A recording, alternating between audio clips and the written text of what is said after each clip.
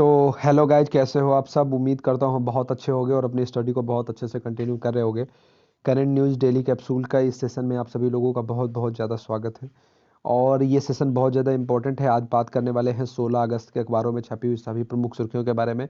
शुरुआत करेंगे दैनिक जागरण अखबार के साथ में। गाइज, क्रिकेट के दो महान दिग्गज खिलाड़ी, कप्तान, पूर्व कप्तान भारतीय टीम के महेंद्र सिंह धोनी और सुरेश रैना, दोनों लोगों ने अंतर्राष्ट्रीय क्रिकेट से अलविदा कह दिया है। महेंद्र सिंह धोनी की संन्यास की अटकलें पिछले साल से ही लगाई जा रही थी, लेकिन बड़े अप्रत्याशित तरीके से सुरेश रैना ने जहां पर संन्यास की घोषणा की, वहीं पर उनसे कुछ वक्त पहले ही महेंद्र सिंह धोनी ने अपने संन्यास की घोषणा की हुई थी।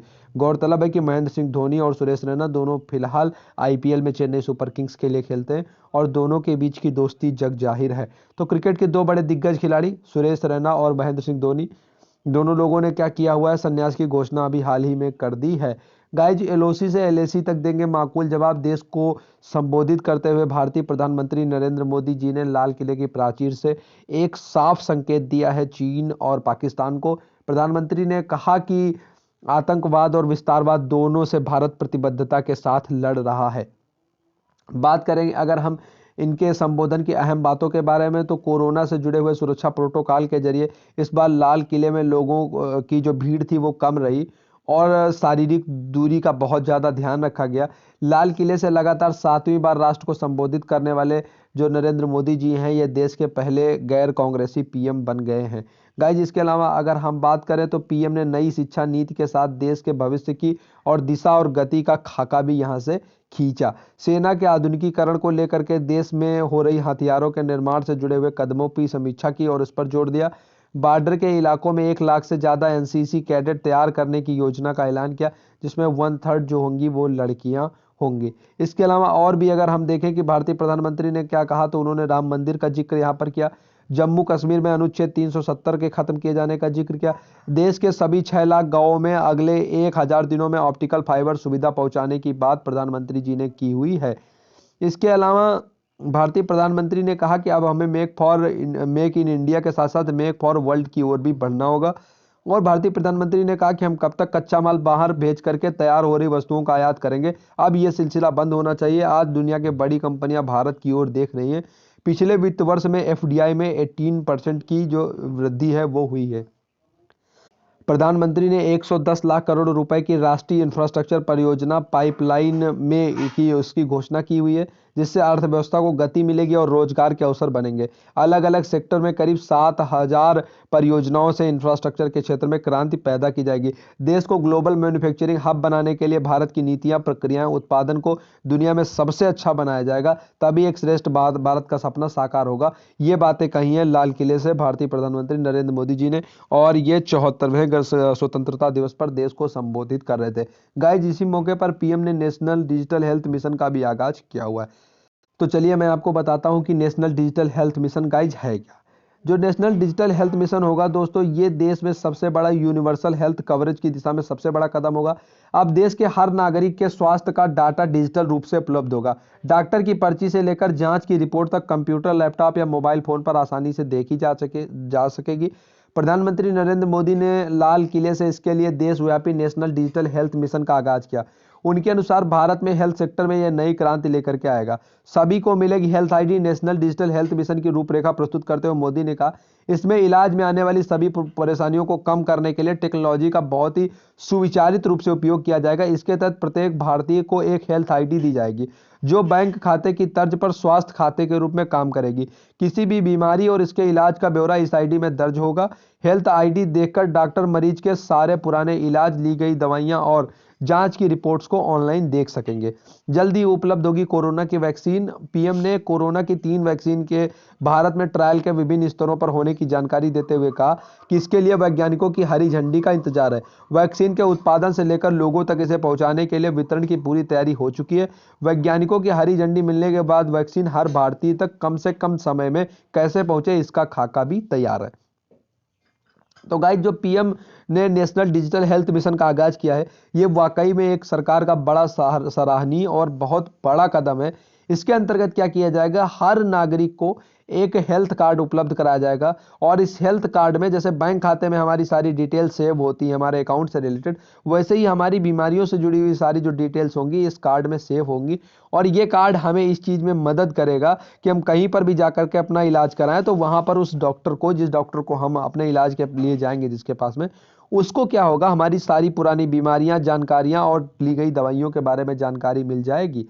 लाल किले से प्रधानमंत्री ने मेक फॉर इंडिया से मेक फॉर वर्ल्ड का लक्ष्य रखा हुआ है। कहा आत्मनिर्भर भारत सिर्फ एक शब्द नहीं होना चाहिए, ये 130 करोड़ देशवासियों के लिए एक मंत्र है। बात करेगा लाल किले से भाषण में तो किसने कितनी अवधि तक भाषण दिया, अगर भारतीय प्रधानमंत्री नरेंद्र मोदी जी की बात करेंगे तो 14 में सत्ता में आने के बाद इन्होंने सबसे पहली बार 65 मिनट का स्पीच दिया था और इस बार 2020 में इन्होंने 86 मिनट का स्पीच दिया हुआ है। इसके पहले 2016 में 96 मिनट का स्पीच दिया हुआ था। वहीं अगर भारतीय प्रधानमंत्री नरेंद्र मोदी जी की मनमोहन सिंह की हम बात करेंगे तो उन्होंने कुल मिलाकर के अगर हम देखें तो सबसे अधिक बार 2005 में, 2006 में 50-50 मिनट की स्पीचेस दी हुई हैं। वहीं पर पंडित अटल बिहारी वाजपेयी जी ने 2003 और 2002 में 25 और 30 मिनट की स्पीच दी हुई थी। तो ये हुआ भारतीय प्रधानमंत्री नरेंद्र मोदी जी का जो पूरा का पूरा स्पीच रहा उससे जुड़ी हुई चीजें। इसके अलावा अगर हम देखें तो जो आयुष्मान भारत है इसी की तर्ज पर नेशनल डिजिटल हेल्थ मिशन होगा। इस बारे में आइए मैं आपको कुछ और चीजें बता देता हूं। नेशनल हेल्थ अथॉरिटी के अनुसार नेशनल डिजिटल हेल्थ मिशन के health ID, digi doctor, health facility registry, personal health record, e pharmacy और टेली मेडिसिन जो होंगी ये 6 प्रमुख स्तंभ होंगे। यह काफी हद तक पहले से चल रही आयुष्मान भारत की तर्ज पर काम करेगा। एक वरिष्ठ अधिकारी ने कहा कि इस योजना के तहत शामिल होने वाले डॉक्टरों की डिजिटल सूची तैयार की जाएगी जिसे डिजी डॉक्टर के नाम से जाना जाएगा। कोई भी व्यक्ति डिजी डॉक्टर के माध्यम से अपनी बीमारी से संबंधित इलाज जो है के लिए डॉक्टर से बेहतर संपर्क कर पाएगा। लाल किले के पास में अगर हम इसके अलावा बात करें तो 74 जो हमारी रही आजादी की वर्षगांठ, इसमें क्या हुआ, श्रीनगर में बड़ी स्क्रीन पर लाइव देखा गया प्रधानमंत्री जी का भाषण। जम्मू कश्मीर व लद्दाख के केंद्र शासित प्रदेश के बनने के बाद में पहली बार यहां पर स्वतंत्रता समारोह जो है वो मनाया गया है। इसके बाद में अगर हम और देखें तो कचरे से बनी हुई जैव प्लास्टिक में सफाई के साथ में अब क्या होगा, कमाई भी होगी। इस्तेमाल कर फेंकने के बाद 4 माह में गल जाएगी पर्यावरण मित्र प्लास्टिक। कंपनियों और किचन के कचरे व गन्ने की खोई से बनेगी ये प्लास्टिक। तो ये प्लास्टिक जो बनाई जाएगी गाइस, ये प्लास्टिक क्या होगी, जो प्लास्टिक सफाई के साथ में इसमें कमाई भी होगी और ये 4 महीने बाद स्वयं से ही गल जाएगी। अगर हम आगे देखें तो राजनीति से जुड़े हुए कुछ तमाम सारे तथ्य रहे, जैसे कि जो एक तथ्य रहा हमारा राजस्थान की उठापटक का। हालांकि फाइनली ये हुआ कि राजस्थान में जो भी है राजनीतिक हालातों में स्थिरता आ गई है। जो लंबे दौर की एक उठापटक थी वो सचिन पायलट के वापस पार्टी में आकर के सब कुछ सामान्य संबंधों की बात कहने के बाद में कम हो गई है। इसके बाद में एक किताब आई है जिसका नाम है 35 days how politics change in Maharashtra change for ever. ठीक है, इसके लेखक है जितेंद्र दीक्षित। तो इस किताब का नाम आपको याद रखना है 35 days how politics in Maharashtra changed forever, Jitendra Dixit की एक किताब है। इसके बाद में अगर हम आगे बात करें तो ईरान पर हथियार जो प्रतिबंध था इसको बढ़ाने का अमेरिकी प्रस्ताव खारिज हो गया है। 15 सदस्यीय सुरक्षा परिषद में ट्रंप प्रशासन को सिर्फ डोमिनियन गणराज्य का साथ मिला। इसमें चीन और रूस ने प्रस्ताव का विरोध किया जबकि बाकी फ्रांस, जर्मनी सहित ब्रिटेन व 11 और सदस्य थे जो वोटिंग के समय में अनुपस्थित थे। इसके बाद में जो डोनाल्ड ट्रंप है उन्होंने काफी ज्यादा निराशा व्यक्त की है और उन्होंने कहा है कि ये जो है एक बड़ी बुरी परिस्थिति है और जो सुरक्षा परिषद है ये लगातार नाकाम रहा है शांति बहाली करने में। इसके अलावा ईरानी राष्ट्रपति ने कहा है कि इजराइल से करार करके यूएई ने भारी गलती की हुई है। अभी मैंने आपको बताया था कि दो देशों के बीच में संबंधों को सामान्य करने में जो हमारे अमेरिकी राष्ट्रपति हैं डोनाल्ड ट्रंप, उनकी मध्यस्थता में एक समझौता हो गया है इजराइल और यूएई के बीच में। इसके बाद में ईरानी राष्ट्रपति हसन रूहानी ने कहा है कि इजराइल से करार करके यूएई ने भारी गलती की है और न इन्होंने इजरायली मुसलमानों और बाकी गल्फ कंट्रीज, खाड़ी देशों के मुसलमानों के पीठ में छुरा घोंपा है। तो ये सारी चीजें, छुरा घोंपने को इंग्लिश में बोलते हैं स्टैब्ड। स्टैब्ड का मतलब होता है छुरा घोंपना। आगे अगर हम देखें तो ट्रंप ने कहा मेरे पास हैरिस से ज्यादा भारतीयों का समर्थन। मैंने कल इस खबर से जुड़ा हुआ आपसे एक क्वेश्चन भी पूछा था कि वो कौन भारतीय मूल की महिला है जिन्हें अमेरिका में उपराष्ट्रपति पद का उम्मीदवार बनाया गया। उनका नाम है कमला हैरिस।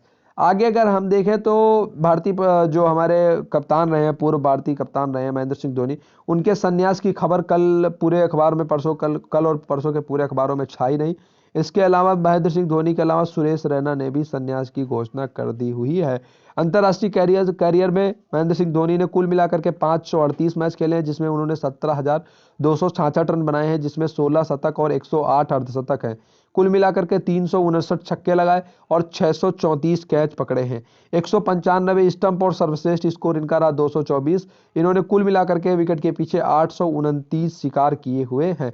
धोनी की अगुवाई में ही टीम ने 2011 का विश्व कप, 2010 में नंबर 1 टीम बनने का खिताब, 2007 में टी20 वर्ल्ड कप, 2013 में चैंपियंस ट्रॉफी, 2010, 11 और 18 में आईपीएल ट्रॉफी, 2010 और 14 में चैंपियंस लीग ट्रॉफी, 2010 में एशिया कप वनडे ट्रॉफी और 2016 में एशिया कप टी20 ट्रॉफी जीती हुई है। तो एक महान फिनिशर और एक बड़े खिलाड़ी, भारतीय टीम के पूर्व कप्तान और लोगों के पूरे भारतीयों में बहुत ज़्यादा चहेते महेंद्र सिंह धोनी, जिन्हें कैप्टन कूल और माही के नाम से हम सब जानते हैं, उन्होंने फाइनली अपने संन्यास की घोषणा कर दी हुई है। कप्तान के तौर पर महेंद्र सिंह धोनी ने 200 मैचों में कप्तानी की, जिसमें से 110 में जीत, 74 में हार मिली, जबकि 5 मैच ट्राई और 11 मैच ड्रा रहे। इसके अलावा अगर हम बात करें टेस्ट में, उन्होंने कुल मिलाकर के 60 मैचों में कप्तानी की, जिसमें 27 मैचों में भारत को जीत मिली, 18 मैचों में भारत हारा, वहीं पर 15 मैच टाई रहे। इसके अलावा अगर हम बात करें टी20 क्रिकेट में 15 मैच, यहाँ पर ये थोड़ा सा करेक्शन होना चाहिए, 15 मैच यहाँ पर होना चाहिए ड्रॉ रहे और टाई मैचेज की संख्या 0 रही होगी, या फिर हो सकता है टाई मैचेज में भी हो, लेकिन ये डेटा थोड़ा सा करेक्ट कर लीजिएगा। 15 मैच टाई रहे। टी20 में कुल मिलाकर के 72 मैचेज में महेंद्र सिंह धोनी ने कप्तानी की, जिसमें 42 मैच इंडिया ने जीते, जबकि टी20 28 मैचेज में इंडिया को हार मिली। धोनी से जुड़ी हुई अहम बातों में आप एक चीज जान लीजिए, 5वें नंबर पर या उससे निचले क्रम पर वनडे में खेलते हुए भारत के लिए सबसे ज्यादा रन महेंद्र सिंह धोनी ने ही बनाए हैं, 8,183 रन। गाइज एक और खबर छपी हुई, सबसे अच्छे और सबसे खराब पेंशन योजना वाले देश। इसमें से सबसे अच्छी जो रैंक है वो है नीदरलैंड की, फिर है डेनमार्क और फिर है ऑस्ट्रेलिया। ठीक है, तो ये 3 देशों के नाम आपको याद रखने, नीदरलैंड, डेनमार्क और ऑस्ट्रेलिया, ये दुनिया में सबसे अच्छी पेंशन योजनाओं वाले देश है। इसके अलावा अगर खराब देशों की, आप सबसे खराब देशों की बात करेंगे तो वहां पर मैक्सिको सर्वाधिक खराब देश है, तुर्की, फिलिस्तीन और मैक्सिको ये है। भारत की स्थिति की बात करेंगे तो इस सूची में भारत है 32वें स्थान पर, यानी कि 32वें नंबर पर है। भारत ने स्कोर किया है 45.8, तो भारत 32वें स्थान पर है। नीदरलैंड दुनिया में सर्वाधिक जो है वो अच्छी पेंशन योजना देने वाले देशों में से एक है। ठीक है, रूस की जो वैक्सीन है इसकी पहली खेप तैयार हो गई है। सारी दुनिया, WHO और बाकी सारे वैज्ञानिक इस वैक्सीन पर संदेह कर रहे हैं, लेकिन रूस ने इस चीज का दावा किया कि उन्होंने न सिर्फ सबसे अच्छी वैक्सीन बना ली है, सबसे पहले वैक्सीन बना ली है, बल्कि उन्होंने अपनी वैक्सीन की पहली खेप भी तैयार कर ली हुई है। स्टेप्ड माने होता है छुरा गोपना, और इसके अलावा स्प्लिंग माने होता है पौधा। ठीक है, या नौनिहाल भी इसके लिए हम शब्दों का उपयोग कर सकते हैं। अब बात करते हैं जनसत्ता अखबार में छपी हुई प्रमुख सुर्खियों के बारे में। तो परिसीमन पूरा होते ही जम्मू कश्मीर में चुनाव होंगे, ये बात भारतीय प्रधानमंत्री जी ने कही हुई है। इसके अलावा भारतीय प्रधानमंत्री जी ने स्वतंत्रता दिवस पर लाल किले से प्रधानमंत्री ने अपने पड़ोसी मुल्कों को सख्त संदेश दिया हुआ है। ईरान पर हथियार प्रतिबंध बढ़ाने का अमेरिकी प्रस्ताव खारिज हो गया। सुरक्षा परिषद में सिर्फ एक देश का समर्थन मिला। अमेरिका के विदेश मंत्री माइक पोम्पियो ने कहा, सुरक्षा परिषद के ऊपर अंतर्राष्ट्रीय शांति और सुरक्षा बनाए रखने की जिम्मेदारी है, लेकिन वह अपनी मौलिक जिम्मेदारी निभाने में असफल रहा है। महेंद्र सिंह धोनी ने अंतर्राष्ट्रीय क्रिकेट को कहा अलविदा। इस खबर को जनसत्ता अखबार ने भी प्रमुखता से छापा है। इसके अलावा जो दिल्ली के मुख्यमंत्री अरविंद केजरीवाल, उनके बर्थडे पर गांव में जो आम आदमी पार्टी है वो ऑक्सीमीटर पहुंचाएगी। दूसरी नजर के टाइटल से यहाँ पर नई शिक्षा नीति, एक संकट से जूझना, पी चिदम्बरम का एक लेख छपा हुआ है दूसरी नजर के टाइटल से। गाइज अगर वाकई में आपको, मैं एक चीज मैंने फील की है और इस चीज को मैं आपके साथ शेयर करना चाह रहा हूं, अगर किसी भी टॉपिक पे आप ये चाह रहे हैं कि आपको उसके निगेटिव फैक्ट्स पता चले, निगेटिव पॉइंट्स पता चले, उसकी कमियां पता चले, कमजोरियां पता चले, तो जनसत्ता अखबार में जो दूसरी नजर टाइटल से लेख छप रहे हैं, वो चाहे किसी भी केंद्रीय मंत्री के हो या किसी भी व्यक्ति को हो, इस लेख को आप जरूर पढ़ते रहिएगा। मेरा यकीन कीजिए, इससे क्या होगा, आपको काफी सारी चीजें ऐसी होंगी जिनका नॉलेज हो जाएगा, तो आप अगेंस्ट में पॉइंट लिखना यहां से जान जाएंगे। जैसे यहाँ पर लेख एक छपा हुआ पी चिदम्बरम जी का, इन्होंने कहा है कि नई शिक्षा नीति मुख्य रूप से मातृत्व और सर्वश्रेष्ठ की बात करती है। उसमें कोई इस वक्तव्य में गलती कैसे निकाल सकता है जिसमें यह कहा गया है कि भारत की अनवरत प्रगति और आर्थिक विकास, सामाजिक न्याय तथा बराबरी, वैज्ञानिक प्रगति, राष्ट्रीय एकीकरण तथा सांस्कृतिक संरक्षण के लिहाज से वैश्विक स्तर पर अग्रणी स्थिति बनाए रखने के लिए उच्च गुणवत्ता वाली शिक्षा मुहैया कराया जाना सबसे महत्वपूर्ण है। यह बात परिचय में कही गई है नई शिक्षा नीति के। मगर नई शिक्षा नीति में जो कुछ दिख रहा है उससे ज्यादा ऐसी चीजें हैं जो नहीं दिख रही हैं। इस लेख में मैं नई शिक्षा नीति के उन बिंदुओं पर चर्चा करना चाहता हूं जो भाषा और स्कूली शिक्षा से संबंधित है। यह लेख छपा हुआ है पी चिदम्बरम जी का। उन्होंने कहा है कि केंद्रीय और विवादास्पद सवाल भाषा का है। नई शिक्षा नीति कहती है कि कम से कम 5वीं तक का माध्यम जो है, और हो सके तो कक्षा 8 तक और उससे आगे भी मातृभाषा, मादरे जुबान, स्थानीय भाषा और क्षेत्रीय भाषा होगा। जहां तक संभव हो सकेगा वहां स्थानीय भाषा को पढ़ाना जारी रखा जाएगा। पैरा 4.11 में ये बात कही गई है। जिन बच्चों के माता पिता इस विकल्प को चुनते हैं उन बच्चों को उनकी मातृभाषा में पढ़ने का समर्थन मैं करता हूं, और ऐसे लाखों अभिभावक होंगे जो ऐसा करेंगे। इसके बावजूद शिक्षा के माध्यम को लेकर स्पष्ट बयान में हिचकिचाहट के कारण साफ है। यह सर्वविदित है कि घरेलू भाषा को पढ़ाने का माध्यम बनाने के लिए किसी नीति को विरोध जो है वो हो रहा है, क्योंकि एक, या आबादी के बड़े हिस्से के नजरिए के खिलाफ है। दो, इसे तब तक लागू नहीं किया जा सकता जब तक मुनाफा कमाने वाले निजी स्कूलों को इससे बाहर न कर दिया जाए। तीन, सरकार को खुद ही यह भरोसा नहीं है कि अगर 5वीं या 8वीं कक्षा के बाद बच्चों को घरेलू या मातृभाषा में पढ़ाया जाएगा तो इससे क्या गुणवत्तापरक शिक्षा का उद्देश्य पूरा होगा। स्कूलों में अंग्रेजी की महत्ता को बहाल करना एक ऐसा शक्तिशाली हथियार था जिसे ममता बनर्जी ने पश्चिम बंगाल में माकपा के सफाई के लिए इस्तेमाल किया। उत्तर प्रदेश के मुख्यमंत्री आदित्यनाथ ने प्रदेश के स्कूलों में फिर से अंग्रेजी पढ़ाने के फैसले को लागू करने का जो गौरवपूर्ण ऐलान किया वह बड़ा सुधार था। त्रिभाषा सूत्र में अगर हम बात करेंगे यहाँ पर, तो त्रिभाषा सूत्र के अंतर्गत ये चीजें हैं कि नई शिक्षा नीति में त्रिभाषा सूत्र पर जोर देकर भाषा के जटिल मुद्दे को और जटिल बना दिया गया है। मैं यह मानकर चलूंगा कि पहली भाषा विषय के रूप में पढ़ाई जाएगी और पढ़ाई का माध्यम होगी, दूसरी भाषा उच्च कक्षाओं तक पढ़ाई जाएगी और तीसरी साक्षरता के स्तर तक। अगर कोई बच्चा एक से ज्यादा भाषाएं सीखता है तो यह अच्छा है, खासकर एक बहुभाषी देश में। लेकिन कितनी भाषाएं और कौन सी और कहां होनी चाहिए, यह बच्चे और उसके अभिभावक पर छोड़ दिया जाना चाहिए। नई शिक्षा नीति में इस स्वतंत्रता को स्वीकार किया गया है, लेकिन सबसे आखिर में यह कहते हुए कि बच्चे द्वारा सीखी जाने वाली 3 भाषाएं राज्यों, क्षेत्रों और छात्रों की खुद की पसंद की होंगी। इसीलिए 3 में कम से कम 2 भाषाएं भारत की देसी भाषाएं होंगी। पैरा 4.15 में 2 अनुच्छेदों के नीचे एक संपूर्ण अनुच्छेद संस्कृत को समर्पित है, जो स्कूल में हर स्तर पर उपलब्ध होगा। त्रिभाषा फार्मूले के एक विकल्प के रूप में पैरा 4.17 में बात कही गई है। भाषा को लेकर के 2 नीतियों वाले इस नुस्खे के पीछे मकसद स्पष्ट है और निश्चित रूप से इरादा कोई भोला तो नहीं है। इसी के परिणाम स्वरूप तमिलनाडु में नई शिक्षा नीति के विरोध में सारे राजनीतिक दल एकजुट हो गए हैं। इस बात पर विचार करें, एक तमिल के लिए भारत की दूसरी अपनी भाषा कौन सी होगी? स्वाभाविक रूप से भारत के सरकार के संरक्षण के कारण हिंदी, जो हिंदी थोपने या संस्कृत के हावी होने के भूत जैसा है। दोनों ही तमिलनाडु में अब साफ है। मैं सरकार को सचेत करता हूं कि जब तक तमिल लोगों की संतुष्टि तक भाषा का मुद्दा हल नहीं हो जाता तब तक वहां पर नई शिक्षा नीति लागू नहीं हो पाएगी। इस पर भी विचार करें कि एक छात्र जिसकी घरेलू भाषा हिंदी है उसके लिए दूसरी भाषा निश्चित रूप से संस्कृत होगी। गुजराती, मराठी या पंजाबी जिसकी घरेलू भाषा हिंदी के करीब है उनके लिए दूसरी भाषा हिंदी और तीसरी भाषा संस्कृत होगी।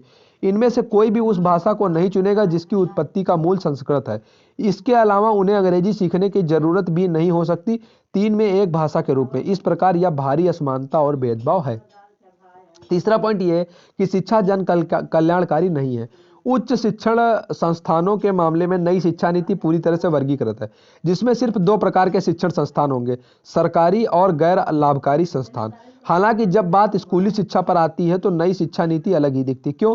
क्योंकि यह सरकारी, निजी और जनहितैषी स्कूलों की बात करती है, यह कहते हुए कि निजी लाभकारी स्कूलों को जारी रखने की इजाजत होगी। ऐसा लगता है कि मोदी सरकार के विचार से स्कूली शिक्षा जन कल्याणकारी नहीं है, बल्कि ऐसा क्षेत्र है जहां निजी मुनाफा कमाया जा सकता है। दरअसल सरकार यह मान चुकी है कि स्कूली शिक्षा के संपूर्ण क्षेत्र को अपने पास रख पाने में वो सक्षम नहीं है।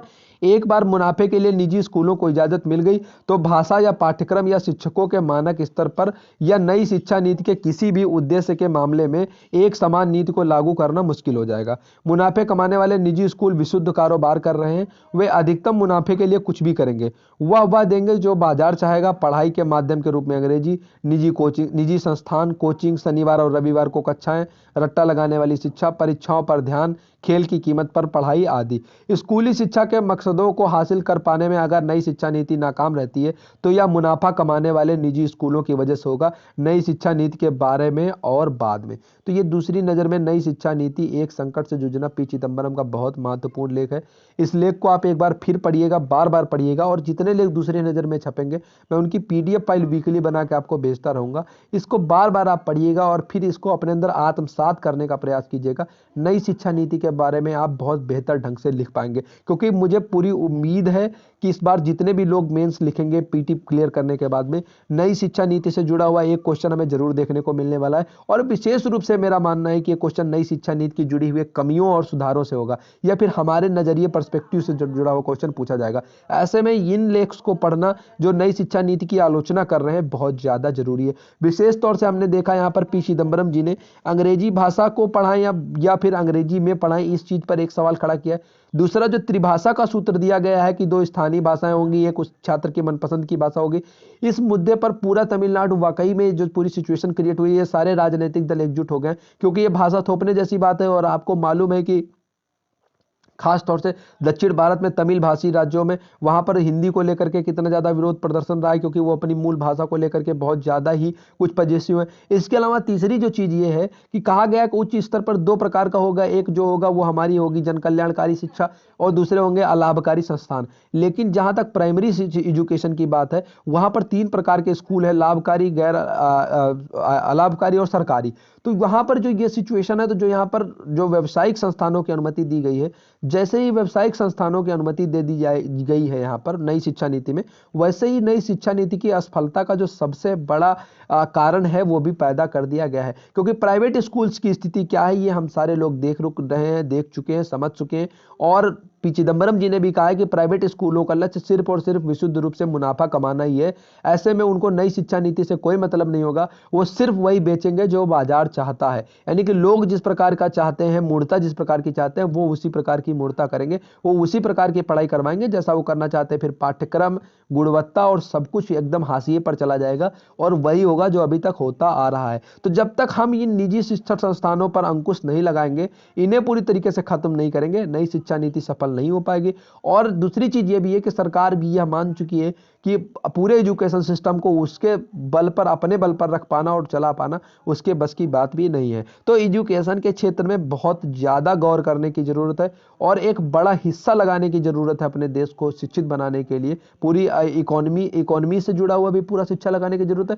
और दूसरी चीज क्या है कि इस चीज का भाव रखने की भी जरूरत है कि जो वेलफेयर स्टेट की अवधारणा है कॉन्स्टिट्यूशन में, कि हम सबको समुचित रूप से स्वास्थ्य, शिक्षा और यातायात की सुविधाएं प्रदान करेंगे, तो स्वास्थ्य की दिशा में और शिक्षा की दिशा में हम धीरे धीरे निजीकरण के खिलाफ होते हुए हट करके और जाकर के हम क्या करें कि सीधे सीधे सरकारी तौर से शिक्षा की व्यवस्था करें।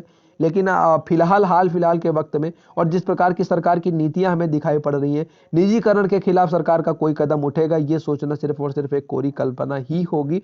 और ये बहुत ज्यादा, अगर पूरी गवर्नमेंट में कोई चीज सबसे ज्यादा निराशाजनक रही है हाल फिलहाल के लिए, तो वो रहा है जो एकदम अंधे स्तर तक का निजीकरण है। और ये निजीकरण हमारा न सिर्फ हमें एजुकेशन पॉलिसीज में दिखाई दे रहा है, बाकी सारे क्षेत्रों में भी दिखाई दे रहा है। तो दूसरी नजर का ये लेख था हमारे लिए। इसके बाद में फिर बाकी सारी चीजें जो जनसत्ता अखबार में है वो वही हमारी छपी हुई है, जैसे कि प्रधानमंत्री नरेंद्र मोदी जी के लाल किले से दिए गए भाषण और बाकी सारी चीजें। इसके अलावा भारत नेपाल रिश्तों पर बर्फ पिघलनी शुरू हुई, क्योंकि जो वहाँ के KP शर्मा ओली है नेपाल के प्रधानमंत्री, उन्होंने क्या किया हुआ है, उन्होंने भारतीय प्रधानमंत्री नरेंद्र मोदी जी के साथ में क्या हुआ है, कॉल पर बात की हुई है। इसके अलावा नेपाल के साथ में, उसके बांग्लादेश के साथ में भी भारत की बातचीत हुई। तो इंडिया जो है वो उसका जो नेबरहुड कंट्रीज है, जो मैं पहले भी बार बार इस चीज़ पे सवाल उठाता रहा हूँ और मैं कहता रहा हूँ कि जो विदेश नीति संबंधी हमारे मुद्दे हैं वो ठीक प्रकार से नहीं सुलझ रहे हैं और देश में सब कुछ सही है, ऐसा नहीं है।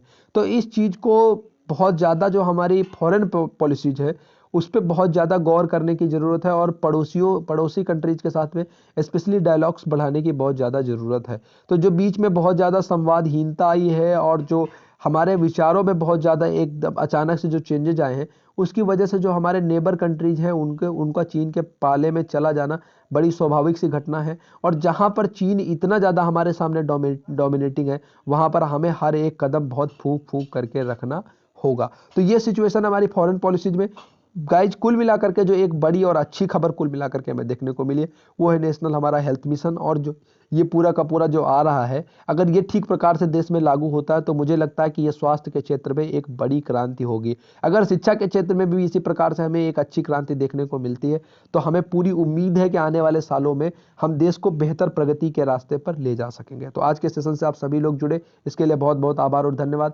नई शिक्षा नीति और इसके अलावा बाकी जो सारी की सारी खबरें हैं, इन खबरों पर आपको पूरी की पूरी नज़र बना करके रखनी है। सारी खबरों को फॉलो अप करते रहिए, करंट अफेयर के माध्यम से मेंस की प्रिपरेशन करते रहिए। और जो ये 2 बड़े संन्यास हमें देखने को मिले हैं, तो कप्तान महेंद्र सिंह धोनी से जुड़ी हुई सभी विशेष चीज़ों के बारे में आप एक बार जरूर पढ़ लीजिएगा। हो सकता है यहाँ से पीटी में क्वेश्चन कोई ना कोई जरूर बनेगा। इसके अलावा जो राजनीतिक हलचलें रही, वो चाहे हमारा राजस्थान का सियासी संकट रहा हो, इसके पहले चाहे मध्य प्रदेश का सियासी संकट रहा हो, उसके थोड़ा पहले अगर आपको याद हो तो चाहे वो कर्नाटक का सियासी संकट रहा हो, यह वाकई में सियासत तो है ही, लेकिन एक प्रशासनिक अधिकारी के तौर से भी हमें इन चीज़ों के बारे में जानकारी होना बहुत ज़्यादा जरूरी है। और हमारी क्या राय है या क्या कुछ सुधार होने चाहिए, इन चीज़ों पर भी गौर करना बहुत जरूरी है। तो इन लेखों को थोड़ा सा आप लोग पढ़ते रहिए और बाकी जो तमाम सारी पुस्तकें हैं, किताबें हैं, उनके बारे में 2 वीडियो जल्दी लेकर के आने वाला हूँ इस अनाउंसमेंट के साथ में। एक वीडियो लेकर के आना वाला हूँ जिसमें बहुत सारे, क्योंकि इस साल तो बहुत ही ज़्यादा वर्स्ट ईयर ये रहा है, हमने बहुत सारे महान विभूतियों को और बहुत सारे जो बड़ी नामी हस्तियां रही और बड़े प्रभावशाली व्यक्तित्व रहे, उन्हें खो दिया है इस साल के भीतर में हमने। और अभी न जाने क्या कुछ हमें इस साल अभी देखना और पड़ेगा। तो मैं एक इंपॉर्टेंट जो डेथ्स हो गई हैं उनके ऊपर एक वीडियो लेकर के आने वाला हूँ, और जो प्रमुख पुस्तकें आई हैं हाल ही में और उनके राइटर्स के साथ में जुड़ी हुई चीज़ों को, उनको भी लेकर के आने वाला हूँ एक वीडियो। तो थैंक यू सो मच।